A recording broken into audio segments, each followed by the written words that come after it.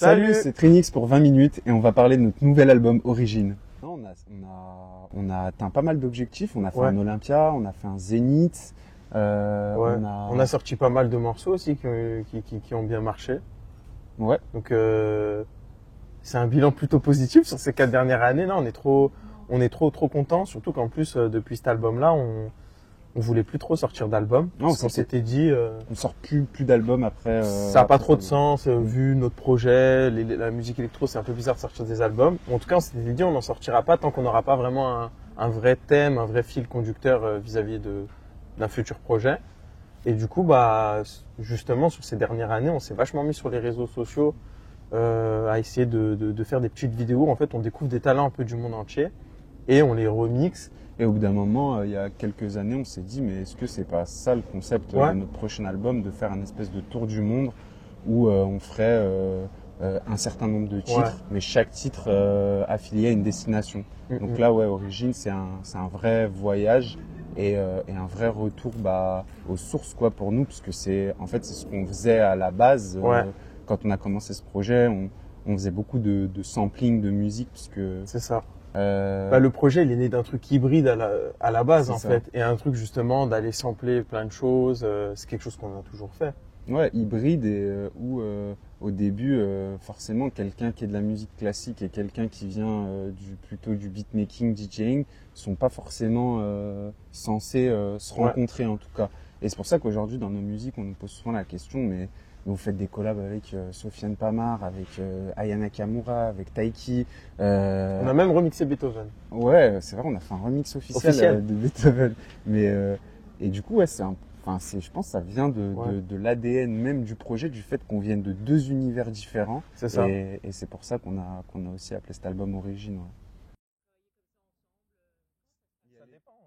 Là, dans cet album, il y a des sons 100% originaux, donc où on part de zéro d'une feuille blanche, comme par exemple avec Sofiane Pamart et Taiki, où ça c'est des titres originaux.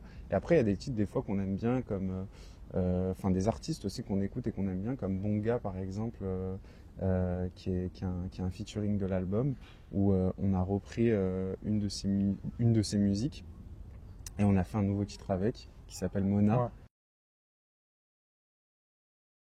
Non, pas Pas vraiment. Parce que, par exemple, il y a quelques années, on sort un titre qui s'appelle Emorio, qui est avec Fafa Debelem, qui est une reprise de Gilberto Gil. Et ce titre-là, moi, je l'avais ramené en fait en vinyle. J'avais fait un voyage en 2015 au Brésil. Bref, et j'avais chiné un vinyle. Et un jour, en triant chez moi, je retombe sur vinyle, j'écoute. Et je dis à Loïs, putain, là, il y a un truc qui est pas mal. Je l'avais pas écouté. Et du coup, on fait Emorio, etc. Et quand on le sort, les gens connaissent pas le titre original, puisque c'est un titre qui est connu au Brésil, mais pas en France. Donc des fois, il y a ce truc-là où les gens, on va leur faire découvrir aussi des anciens titres. Mais au niveau de la sonorité, le truc où je pense qu'on peut peut-être des fois voir que c'est un vieux morceau qu'on a repris, c'est au niveau de la qualité sonore des fois. Mais en fait, c'est un parti pris même qu'on aime bien, nous, dans certains morceaux, c'est vraiment avoir l'âme d'un morceau au moment où il est sorti. Donc des fois, il y a des morceaux des années 60, 70 où on n'arrive plus maintenant en fait à reproduire ces sonorités-là, et c'est ça qui est vraiment cool. Et tu vois, c'est Aya Nakamura qui disait ça sur le titre avec Classe qu'on a sorti avec elle et Corneille, où à la base, la partie d'Aya, elle l'a fait en direct sur une radio, je ne me rappelle plus du nom de la radio, France Inter. Et c'est sorti sur YouTube. Nous, on utilise ça du coup sur YouTube, on le balance sur les réseaux, Aya kiffe et tout. Et juste avant de le sortir, on lui dit franchement Aya, ça serait cool de rechanter tes parties en studio. Elle nous dit non, parce que j'aurais jamais cette émotion-là en fait, et on va perdre ce truc un peu magique qui est sur le morceau de base. Déjà, il nous contacte sur Insta. C'est ça, de base. Ça, c'est lunaire. Il nous contacte sur Insta. Du coup, on commence à discuter un peu. On fait un FaceTime avec lui. Donc déjà, c'est ouf.